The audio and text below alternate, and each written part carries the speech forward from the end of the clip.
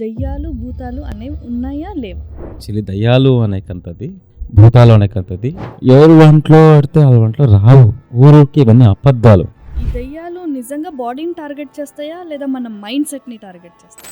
ఆత్మలని భూతాకర్షణ అని పిలుస్తారు. పేద బాధాలు అంటాం దాన్ని. ఒక తంత్ర పండితులు కూడా నీట్గా నేర్చుకునే తంత్ర పండితులు ఒకరి మీద విడిచిపెడతాం. ఈ దెయ్యాలు, భూతాలు అనేవి మన ఎమోషనల్ సెంటిమెంట్ పట్టుకునేమన్నా అలా వస్తాయా? ఖచ్చితంగా రావు. లేదా మన బాడీ వీక్నెస్ తెలుసుకుని ఖచ్చితంగా రావు. మెంటల్ స్ట్రెస్ని అలా? ఖచ్చితంగా రావు. ఎవరు బాడీ యాక్టివ్గా ఉంటుందో, ఎవరు బాడీ అట్రాక్ట్గా కనపడుతుందో, కొన్ని నక్షత్రాల మీద, కొన్ని వాళ్ళు చేసిన పాప కర్మాల మీద కొన్ని రివెంజ్ తీర్చుకుంటాయి.